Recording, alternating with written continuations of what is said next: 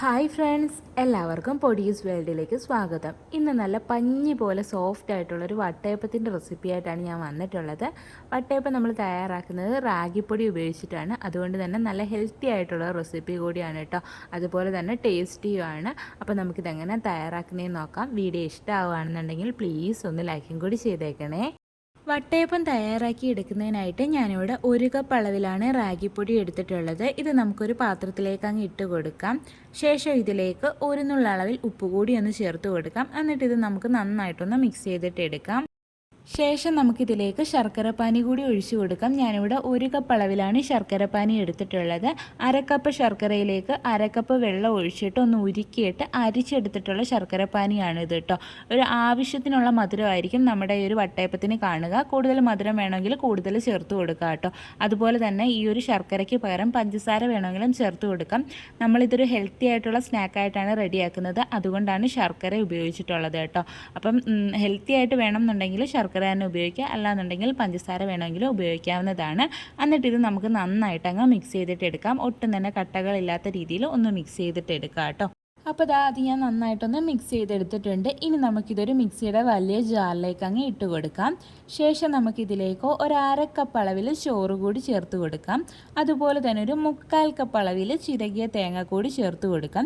പിന്നീട് നമ്മുടെ വട്ടയപ്പത്തിന് നല്ലൊരു സ്മെല്ല് കിട്ടാൻ വേണ്ടിയിട്ട് ഒരു 1/4 ടീസ്പൂൺ അളവിൽ ഏലക്കാപ്പൊടി കൂടി ചേർത്ത് കൊടുക്കാം. ഇനി നമുക്കിതിലേക്ക് ഒരു 1/2 ടീസ്പൂൺ അളവിൽ ഈസ്റ്റ് ചേർത്ത് കൊടുക്കാം. ഞാനിവിടെ ഇൻസ്റ്റൻറ്റ് ഈസ്റ്റാണ് ഉപയോഗിക്കുന്നത് കേട്ടോ. ഇനി നമുക്കിതിലേക്ക് ആവശ്യത്തിന് വെള്ളവും കൂടി ഒഴിച്ചിട്ട് നമുക്കിത് നന്നായിട്ട് അങ്ങ് അരച്ചിട്ടെടുക്കാം. നല്ലതുപോലെ അരയ്ക്കണം കേട്ടോ. നല്ല സ്മൂത്ത് ആക്കിയിട്ട് അങ്ങ് അരച്ചിട്ടെടുക്കാം.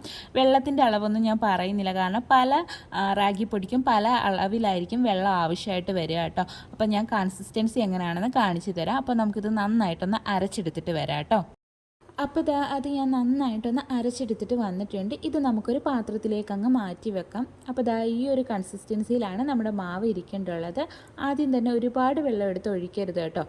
അപ്പോൾ ഇനി നമുക്കിതൊന്ന് ഫെർമെൻറ്റ് ചെയ്യാൻ വേണ്ടിയിട്ട് വെക്കാം. ഞാനിവിടെ ഒരു 3 മണിക്കൂറാണ് വെക്കുന്നത്. ഓരോ സ്ഥലത്തെ കാലാവസ്ഥയ്ക്ക് അനുസരിച്ചിട്ടിരിക്കും ഇത് ഫെർമെൻ്റ് ആയിട്ട് കിട്ടുന്നത് കേട്ടോ.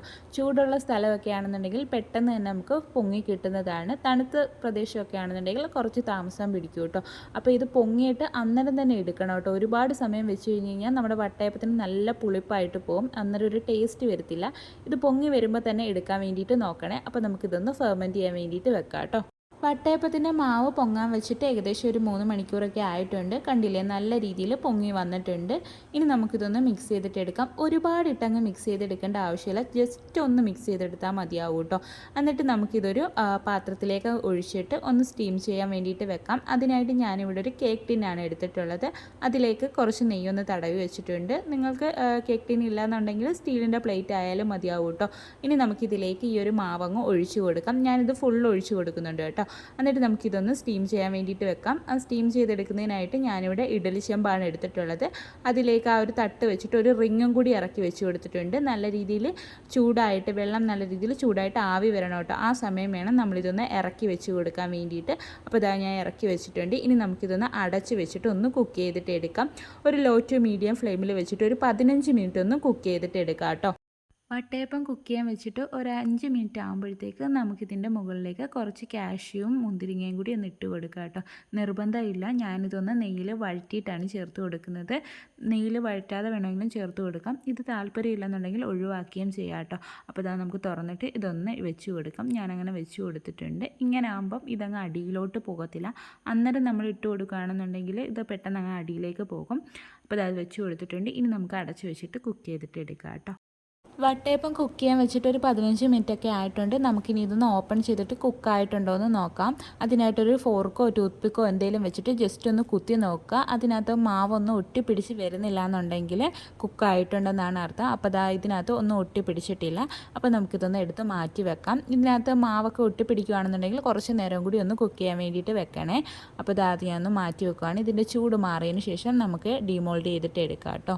വട്ടയപ്പത്തിൻ്റെ ചൂടൊക്കെ ഒന്ന് മാറി വന്നിട്ടുണ്ട്, സൈഡിൽ നിന്നൊക്കെ ഒന്ന് വിട്ട് വന്നിട്ടുണ്ട്. ഇങ്ങനെ വിട്ട് വന്നിട്ടില്ല എന്നുണ്ടെങ്കിൽ ഒരു കത്തി വെച്ചിട്ടൊന്ന് വിടുവിച്ച് കൊടുത്താൽ മതിയാവും. ഇനി നമുക്കിതൊന്ന് ഡീമോൾഡ് ചെയ്തിട്ട് എടുക്കാം. അപ്പോൾ അതാ നമ്മുടെ പെർഫെക്റ്റ് ആയിട്ടുള്ള റാഗി വട്ടയപ്പം ഇവിടെ റെഡി ആയിട്ടുണ്ട്.